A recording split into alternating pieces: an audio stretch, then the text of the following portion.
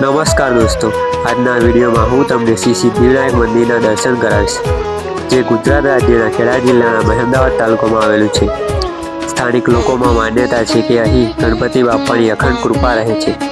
ભક્તો અહીં પોતાના કાર્યોની સિદ્ધિ માટે પ્રાર્થના કરે છે, એટલે તેને સિદ્ધિવિનાયક કહેવામાં આવે છે।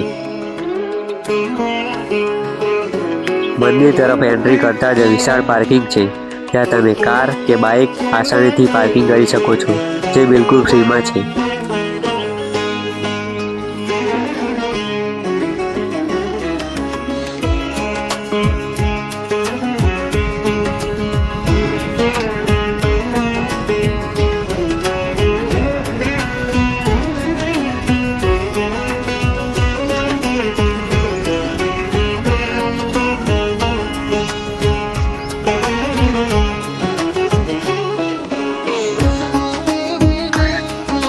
તમે જોઈ શકો છો કે અહીં પીવાના પાણીની સુવિધા પણ રાખવામાં આવી છે।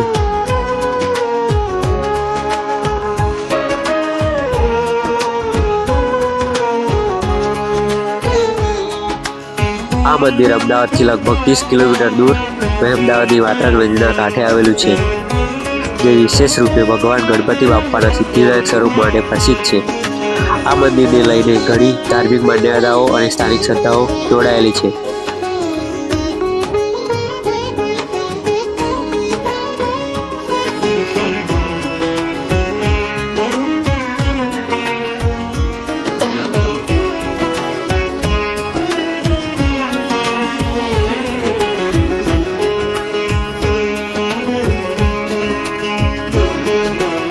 જે વ્યક્તિઓને ચાલવા ફરવામાં મુશ્કેલી હોય તેના માટે વ્હીલચેરની સગવડ રાખવામાં આવી છે, જે તમે અહીં જોઈ શકો છો।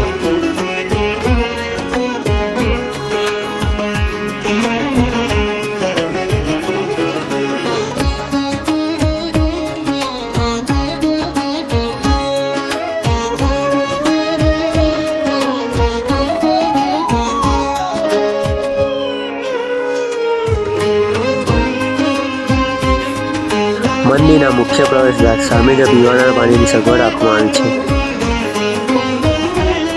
મંદિરના મુખ્ય પ્રવેશદ્વારથી એન્ટ્રી કરતાં જ સામે તમે જોઈ શકો છો ગણપતિ બાપ્પાનું ભવ્ય મંદિર, જેનો આકાર સંપૂર્ણપણે ગણપતિ બાપ્પાના મુખ જેવો બનાવેલો છે। મંદિરની સામે જ ગણપતિ બાપ્પાના પ્રતીક માનવામાં આવતા વિશાળ ગજરાજની પ્રતિમા જોવા મળશે, જ્યાં તમે ફોટો પાડી શકો છો। સિદ્ધિવિનાયક એ ભગવાન ગણેશજીનું એક અત્યંત શુભ અને મંગલકારી રૂપ છે। સિદ્ધિ અર્થાત સફળતા અને વિનાયક એટલે વિઘ્નોને દૂર કરનાર દેવ। અહીં ભગવાન ગણેશ તેમના સિદ્ધિવિનાયક રૂપે સ્થાપિત છે અને ભક્તોને દરેક કામનાઓ પૂર્ણ કરે છે। મહેમદાવાદનું આ મંદિર કેટલાય વર્ષોથી ભક્તિનું કેન્દ્ર રહ્યું છે। અહીં દર રવિવારે અને ખાસ કરીને ગણેશ ચતુર્થી અને શ્રાવણ મહિના દરમિયાન વિશાળ સંખ્યામાં ભક્તો દર્શન કરવા આવે છે। વક્રતુંડ મહાકાય સૂર્યકોટિ સમપ્રભ નિર્વિઘ્ન કરું મે દેવ સર્વકાર્યેષુ સર્વદા। મિત્રો, આપણે કોઈ પણ શુભ કાર્યની શરૂઆત કરીએ તો સૌથી પહેલાં આપણે ગણપતિ બાપાને પ્રાર્થના કરીએ છીએ કે ભગવાન અમારું આ કામ સારી રીતે પૂર્ણ કરજો। મિત્રો, અત્યારે ગણેશ ચતુર્થીનો ઉત્સવ ચાલી રહ્યો છે, જે તમે જોઈ શકો છો। શ્રી સિદ્ધિવિનાયક મંદિરની સામે જ ગણપતિ બાપ્પાની મૂર્તિ સ્થાપિત કરવામાં આવી છે, જે ખૂબ જ સુંદર અને ભવ્ય છે। ગણેશ ચતુર્થી આપણા દેશનો એક મહત્વપૂર્ણ તહેવાર છે, જે સમગ્ર ભારતમાં ખૂબ જ ધામધૂમ અને ભક્તિ સાથે ઉજવવામાં આવે છે। ગણેશ ઉત્સવની ધામધૂમ અને ભવ્યતા ઘણા રાજ્યોમાં જોવાલાયક હોય છે। ગણેશ ચતુર્થી કે ગણેશ ચોથનો તહેવાર વિક્રમ સંવતની ભાદરવા સુદ ચોથના રોજ મનાવવામાં આવે છે। આ શુભ દિવસને ગણેશજીનો જન્મદિવસ મનાવવામાં આવે છે। આ તહેવારને સંસ્કૃતમાં વિનાયક ચતુર્થી તરીકે ઓળખવામાં આવે છે। આ તહેવાર 10 દિવસ ચાલે છે, જે અનંત ચતુર્થીના દિવસે પૂર્ણ થાય છે। મંદિરની સામે જ બગીચો બનાવવામાં આવ્યો છે। અહીંનું વાતાવરણ શાંતિપૂર્ણ હોવાથી ભક્તિ સાથે પ્રકૃતિનો પણ આનંદ માણી શકાય છે। ખાસ પ્રસંગો અને તહેવારો વખતે બગીચામાં દીવા અને લાઇટિંગથી સુંદર રીતે શણગારવામાં આવે છે, જેનાથી આખું મંદિર દિવ્ય દેખાય છે।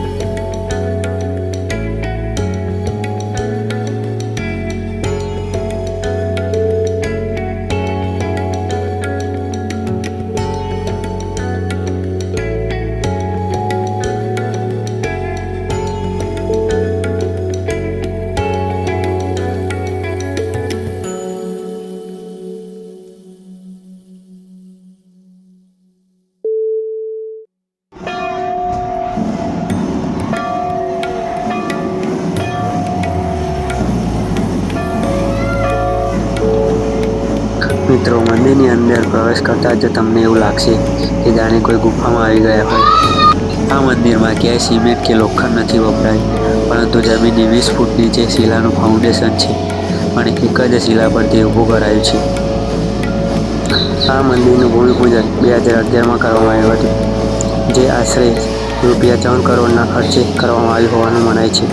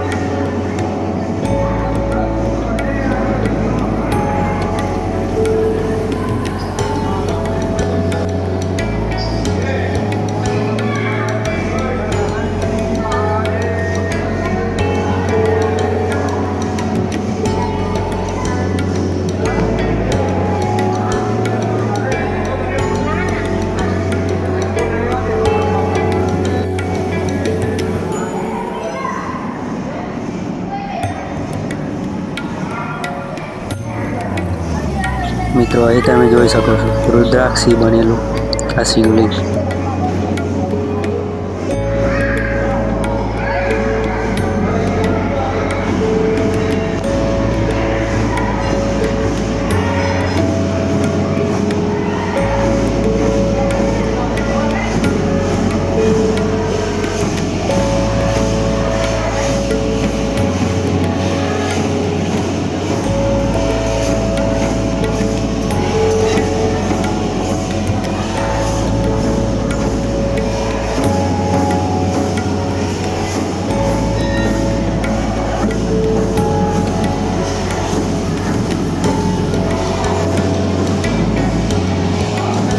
આ મંદિરમાં વિશ્વના અન્ય 10 જેટલા દેશોમાં સ્થાપિત ગણેશજીની પ્રતિકૃતિઓ સ્થાપિત કરવામાં આવી છે, જે તમે અહીંયા જોઈ શકો છો.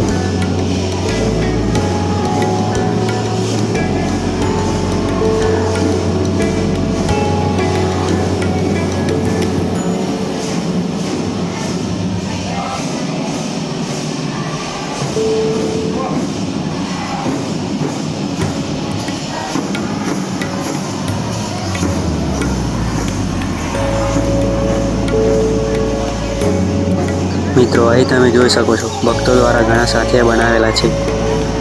એવી માન્યતા છે કે માનતા રાખવા માટે તમારે ઊંધો સાથિયો બનાવવાનો હોય છે અને જ્યારે તે માનતા પૂરી થાય છે ત્યારે અહીં સીધો સાથિયો બનાવવાનો હોય છે.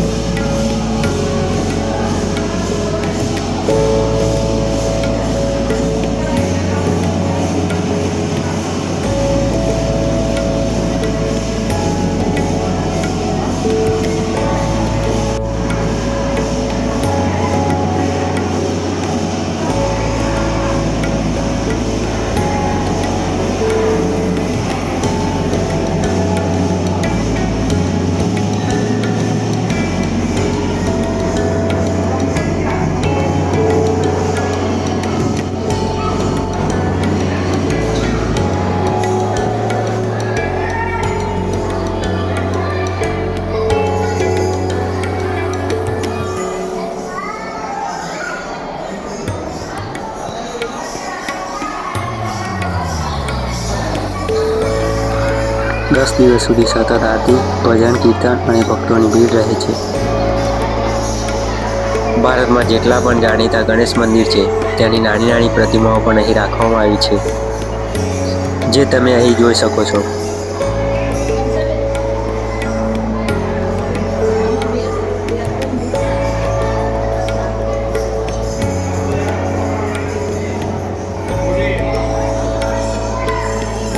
નીચે તમે જોઈ શકો છો ભજન કીર્તન ચાલુ છે.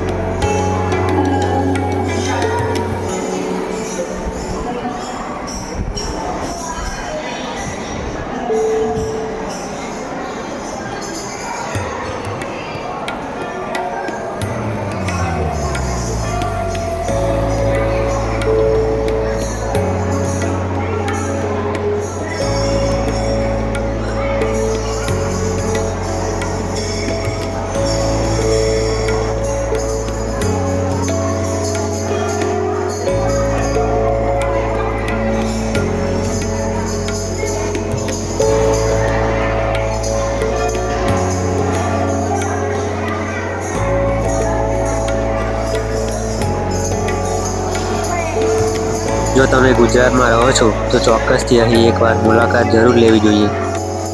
આ વિડીયો જોવા બદલ આપનો ખૂબ ખૂબ આભાર. આ વિડીયો તમને ગમ્યો હોય તો લાઈક, શેર અને સબસ્ક્રાઈબ કરવાનું ભૂલશો નહીં. અને કોમેન્ટમાં જય શ્રી ગણેશ લખી દેજો. આગામી વિડીયોમાં ફરી મળીએ. ત્યાં સુધી મસ્ત રહો, હસતા રહો. ધન્યવાદ. ફરી એક નવા વિડીયો સાથે જલ્દી મળીશું.